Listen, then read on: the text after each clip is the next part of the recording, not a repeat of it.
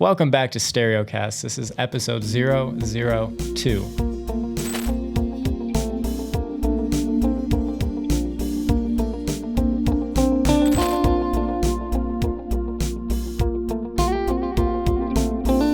Episode 2 of the Stereocast. Thank you for tuning in. Quick run of the metrics. We are at 3 YouTube subscribers. Thank you to the person who just subscribed in the last hour. Instagram followers, we have 56. Things are looking up over here. And if you want to know more about what we're doing with StereoFace, you can visit our Instagram, stereoface.vision. And that is also our website, stereoface.vision. My name is Sam, and I'm joined here with Noah, and we're going to get right into it. Noah, how's it going? Good, man. I'm doing pretty good. How are you? I am doing well. We just launched the first Stereocast today, so we're going to see how that goes. It's been out for maybe 2 hours, and we've got 3 views, so we're loving it.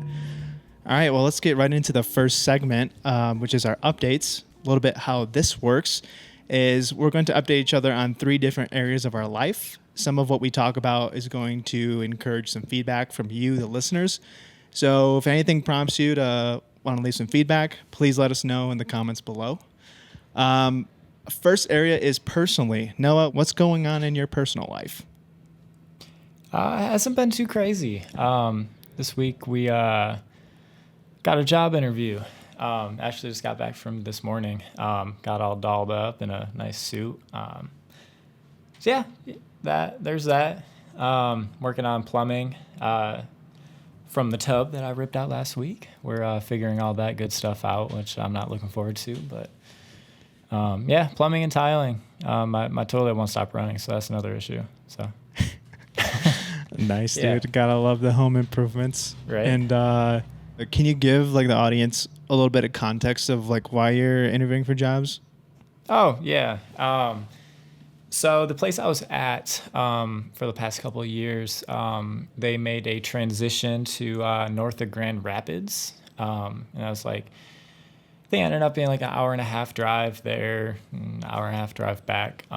And it just didn't make sense, unfortunately. So, yeah, stuck around for a bit to help them. I've kind of been picking and choosing. This was like the first in-person that I've done. There's been a couple like phone calls and all that. Yeah, honestly, not too many. I don't want to jump into anything that I'm not too excited about. So, pretty excited about this one. So, yeah, hoping to hear back sometime next week. So, hopefully, won't skew the schedule too much. Yeah. So, what's been going on with you, man? How you been? How's your week looking like? It's been a good week. Personally, for me, I've really been struggling with the idea of a career change and trying to decide if that's something I want to do. I've spent the last 2 years as a freelance video editor. Right. And that's been great because it's allowed me to work like remote and really get to hone my craft as a video editor, which is like, you know, what part of what we're doing here and what I do with StereoFace is like the media stuff. So Yeah. I've really gotten to hone my craft. But the reason that I feel like I'm just kind of struggling a little bit is like at some point, like I feel like I'm redlining in my like video editing skills. Like I do it for my job. I do it for StereoFace. And I do a little bit personally for MNI as well. Sure. So it's just kind of like, man, like I'm doing this all day, every day. Right. And I really have to like stop. I'm really stopping and like thinking like, okay, this is a blessing to be able to do this. But at what point do I assess other opportunities? Mm-hmm. And so like, I think Monday was kind of when I was really debating where I'm going to go. And Emma helped me come across a few job opportunities that are also remote. And, you know, the more that I really got into it, I was just like, it's like I don't think it makes sense for me to transition from one video or from one remote gig to another remote gig. Mm-hmm. I feel like I need something more drastic if I'm going to make that jump into a different career. I feel like it has to be in person, or like I really have to invest something more in myself. Like I invested a lot of time into like becoming a good video editor. And if I transitioned into something that was like, I don't know, like a project coordinator, yes, that would also I'd have to invest more time into doing that, but like cost benefit analysis, like I'd rather invest that time into doing something more like manual, Right. like electrician or something like that. Because I have the remote skills, but I don't necessarily, I don't know, just something within me just keeps saying like, if you're going to make a change, make it big. Sure. Don't do a lateral move. Right. And I don't know if that's the best way to go about it, but that's currently how I'm feeling. But yeah, I had a little bit of a coming to the crossroads moment this week. Yeah. So, but yeah, that's kind of where I'm at. Okay, gotcha. Yeah, I haven't heard any of most of that, at least. Yeah, I mean, whatever you decide, I'm sure it'll be the right choice, man. Yeah. So you talked about personal stuff. Tell me what you got going on, like in the business. Yeah, so actually, right before we hopped on this call, I was kind of working a little bit more on those hats that I mentioned last week. I don't know if you think it's a good idea to like show what I have so far. Yeah, of course. I don't think it'd be too bad because I'm kind of going back and forth. Dude, this is the first time I'm seeing it too. Yeah, man. I literally just finished this like a half hour ago. So I'll show you first, but so I'm not.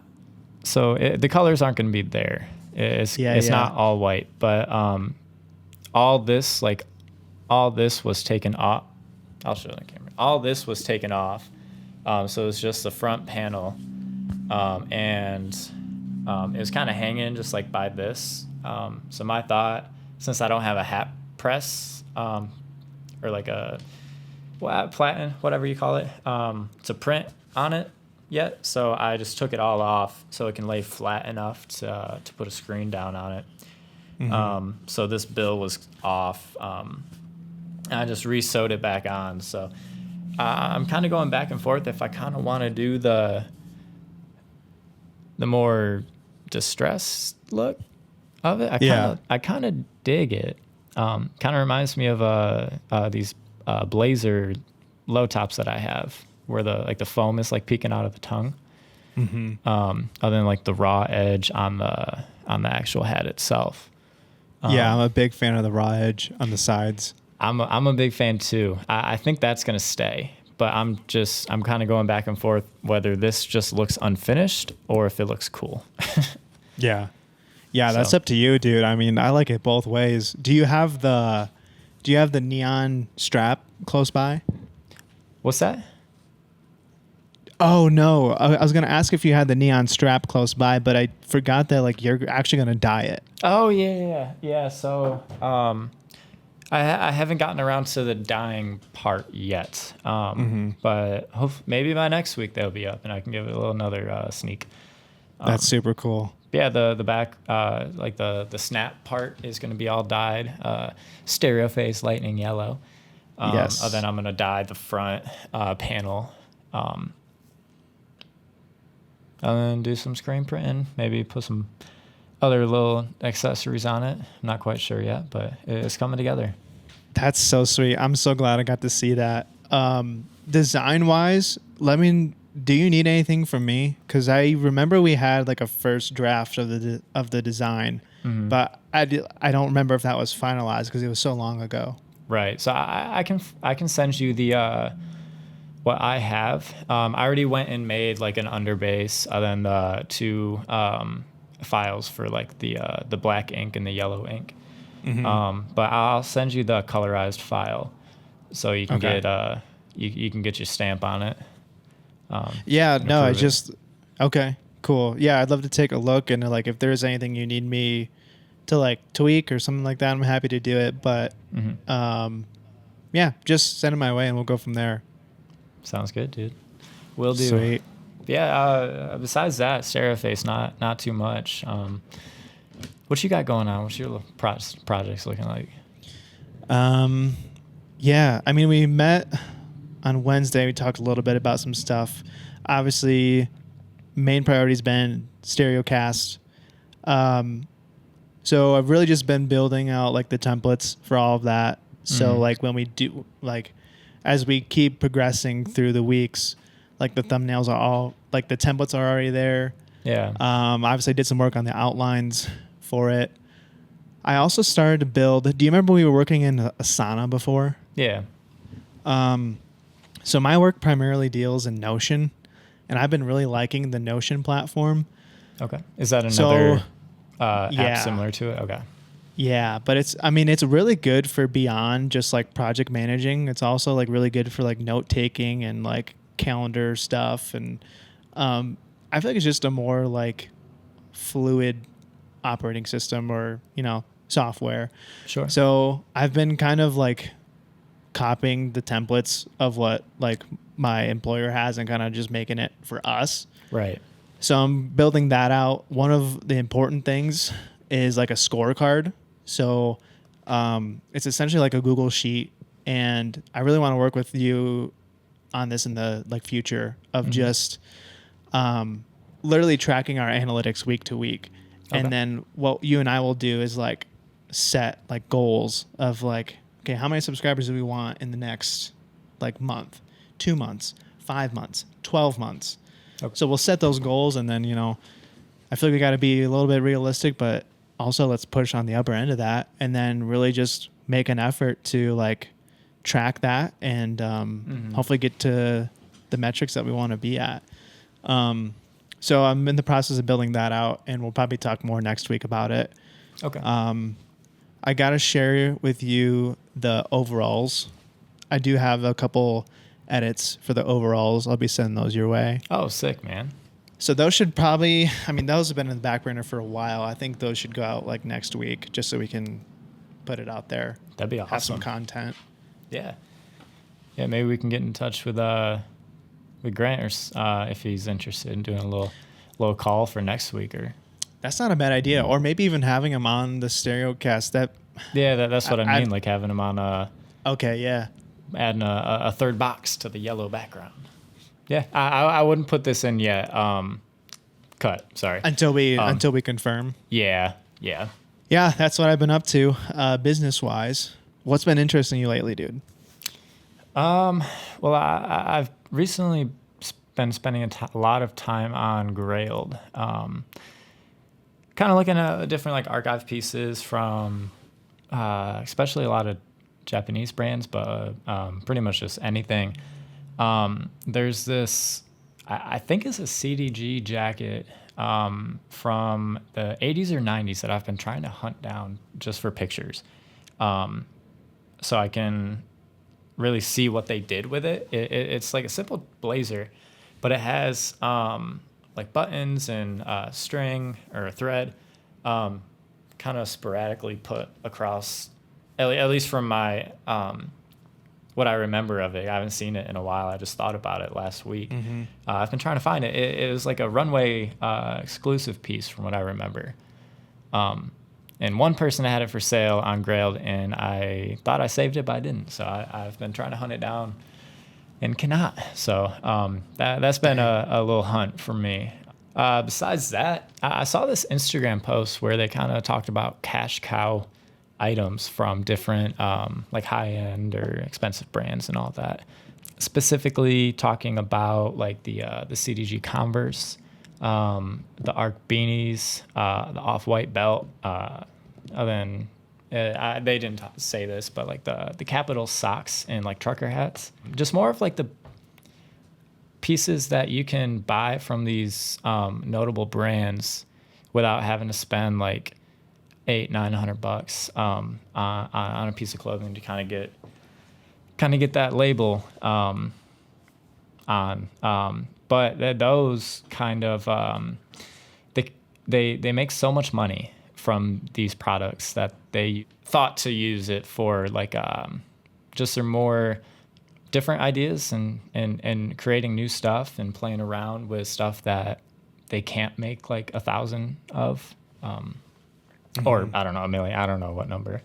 But I don't know. I don't necessarily need to do anything with this information. I just thought it was interesting.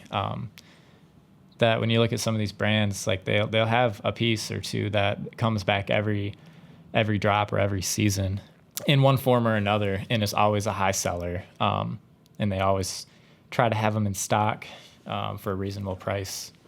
Usually sub like $200 depending on what it is. But Yeah. I So- just thought it was interesting. So I have a question because I looked at the post and I kind of got a feel for it. And what I gathered was like, it's essentially like a brand's like consumer staple. Yeah. So I'm so bad at talking like this kind of lingo, but like, does it evolve over time? Do they release like different variants and such? Or are we talking like, it is this one shoe, it is this one sock, it is this one hat? Like, how often does it evolve or change? So it's more or less a silhouette that changes color schemes or maybe materials at some points, but usually it's a silhouette of a design. They might make a couple colors of them. They might put a slightly different design variant on it. But at the end of it, it's like in the Converse, it's a Chuck high or low. With their heart on the side of it, and some form or another within. I don't know exactly how much they cost, like 120 to 150, I think, unless they're on sale. But I think that's around what it is. But for an actual CDG product, that's pretty reasonable. Like to just get your hands on it. You don't have to go and buy like a blazer or a pair of slacks or something. So then how do you think this applies to like a brand like us who's a really small and starting out? I think it's pretty hard to kind of take that information and put it with a brand such as us with about 50 followers. Just because, I mean, you can have these staple pieces that are like, we could easily go and make a beanie for $30 and just have a nice consumer positive design on it. I don't know if that's the right term, but the likelihood that we're going to be able to sell that and make enough money to fully fund multiple full creative endeavors is pretty. The chances of at least in my negative mind at the moment, is pretty low. Not saying that it can't happen, but the main goal of it is to make up as much revenue to put back into the brand. But with that being said, we kind of did it with the Days and Delusion tees. Yeah. And I wonder too, like for us in any smaller brand, like everything is kind of our cash cow right now. Like we're essentially just throwing stuff at the wall to see if it sticks. Sure. See if people like that. And then whatever ends up selling the most, we kind of like pull back on the amount of output. Sorry. Thought I had 6 gigs, but it just said my phone storage is full. That's good. I'm good. All right, we're back rolling.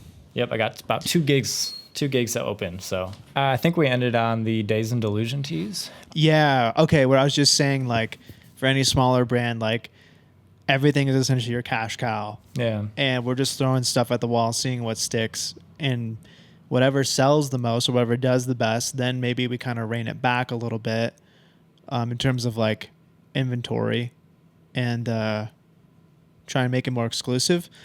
I don't know. Or we always keep that like our mainstay production. And then once we have established that is a cash cow to some degree, then we kind of like stop trying to throw everything at the wall and then just only throw that one thing. And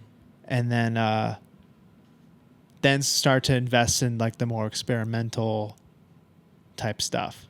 Sure. Yeah, and kind of to add on to that, cash cow, at least when I hear it, is almost a negative term. When you think about brands like we've been talking about, they aren't making clothes to sell to a mass, and there's so much thought that's put into it. So There's no cutting around this because Noah is now in a different location than before. His storage keeps filling up, so yep, we had to resort to the old screen recording. yep. All right, let's get right back Not much into to it, say though. about it. You were talking about how cash cow is like kind of a negative term. Yeah, so I mean, not outright, but some people would consider them to be kind of just not boring, but less time put into the piece. Right. But I think another word for it would be more of a staple piece. These brands will come back to it again and again. One, because it makes them money, but two, because it's almost like a heritage piece, almost like you expect them to come out with this, and one It's like a Levi's 501 type thing. yeah, it's a staple, and when you're an established brand, staple pieces are just outright going to make more money, like a box logo tee from Supreme back in 2010, 2014, whatever. Yeah, so I mean, I think that's kind of what we want our silhouette tee to be. To an extent, maybe we can differ on design. I don't know, but just like Yeah. Yeah, no, different I was kind colors of and all thinking the that. same. Yeah, I was thinking the same thing too. And also, it's kind of like ironic or meta talking about it, like and posting it to the public, because to what degree does the consumer base define what the staple is versus does the brand deem it that? You know? Yeah, I mean, in my opinion, I think the consumers definitely tell you if they want that to be an occurring piece or not. Like a brand can push it all they want, but if people don't resonate with it or it doesn't sit with them, then it doesn't sit with them. It can't be a cash cow, quote unquote. If they're nobody's not going to buying invest it. the money into it. Yeah, Yeah, but I mean, I think the silhouette works, and I think it could work for us because it is, if we do it on a white tee or any neutral, it's such a good layer. yeah, And we really put some effort and heart into the silhouette design, yeah.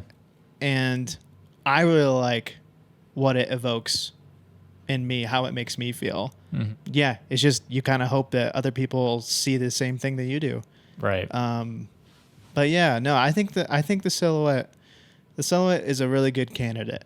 And shameless plug, the silhouette tee is available now on stereoface.vision, our website. Head to stereoface.vision for a limited run of our first batch. Our first batch is still up Yep. of the silhouette tee. So if you're interested, go take a look, snag one. We'd really appreciate it. Yeah. So I don't know if we ever advertised it, but each tee will come with like a hand printed label that's sewn on individually, and they're all numbered, they're all sized. Has a little reference number, so reference 001, first ever stereo piece. I don't know exactly how many we have on the website currently or left in stock, but there might be like 10 or 15. I think it's less than 30 for sure. Yeah, I think we sold at least half, but don't quote me on none of that. But yeah, there's nice personal touches. It's not just a T-shirt that we bought and printed on. Yeah. Dude, that was so much fun printing those too, because that was like we had just finished up doing a bunch of two colors, and that was stressful for reasons that we were still trying to grasp. Yeah. But then we went back to the one color, and it was so much fun because we had it so dialed in, and all the shirts are pretty darn consistent too. Yeah. Yeah, So we went through and quality checked them all, and there were maybe like 2 or 3. Luckily, we bought enough to supplement a little bit of bad print, but yeah, it was so nice just being able to fly through them and having them look consistent, and you're not overlapping colors, and especially on our $100 press that we had on a foldable table. yeah. It was heavenly. It was so nice. It was indeed. I'm trying to think, where are we at in the timeline here? Dude, honestly, I think I'm going to save my interest for next week because there is a lot that I want to talk about regarding music and the music that I've seen over the past year traveling. Oh, man. So I'm actually going to put that as a little teaser for next week for people to tune in. Okay. Getting into the business and then the outro, then we'll wrap this up here. Business wise, I think we kind of already, like, we did a good promotion for our silhouette. We've got 2 other tees out there right now. The Coin tee, which is a Mac Miller reference, and the Stolen tee, which is a System of a Down reference. So if you're a fan of any of those 2 artist/band, you're going to want to look into that one. And I think we have the same amount of in stock right now. So anything else you want to say about that, like on the business side, promotions, anything? No, man, I'm really proud of those 2 new designs too. I think they're it gives off what we want while giving a little bit of taking a little bit of inspiration, which is my favorite way to create. Obviously, there's a little bit. I don't know what I'm trying to say with it, but I'm just very proud of them. They're shirts that I like wearing all the time. On the Coin tee, you get a nice base. It's I'd say I'm more of our basic blanks that we use. Basic as in like a mid tier. And then you get your Stolen one, which we got I think we got a little nicer one for those. And I went and faded them just a tiny bit, so it almost looks a little aged, kind of, in the right lighting. Yeah, nothing much I can say about them. Check out Mac Miller's discography. Check out System of a Down's discography. They're both recurring artists in mine.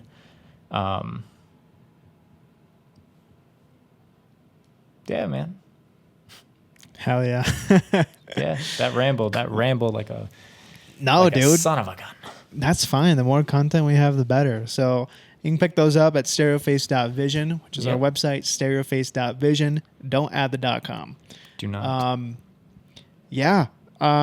We're also working on a promotion thing that we're going to talk about next week for sure, but it's in the works of as we start developing a small community, we want to like incentivize the purchase of these shirts. So depending on when you order, you may be receiving something a little extra special. Actually, we will guarantee that as when this episode rolls out, you'll be getting that incentive, and then we'll be talking about it later when the next StereoCast airs. So be on the lookout for that. I think we've pretty much covered everything. We've pretty much covered everything. You want to hop into the outro now? Yeah. So that was episode 002 of StereoCast, our conversation for Stereoface.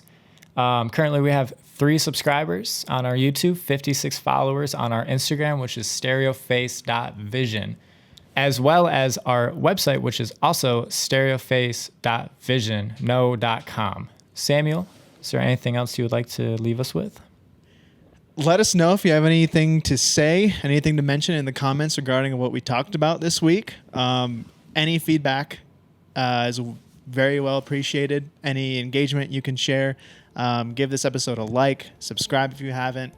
That's everything I have. So from Noah and I both, thanks so much for tuning in, and we will see you next week. goodbye. Yeah. Cool, man. I'm happy. I'm Dude, happy. this was a way better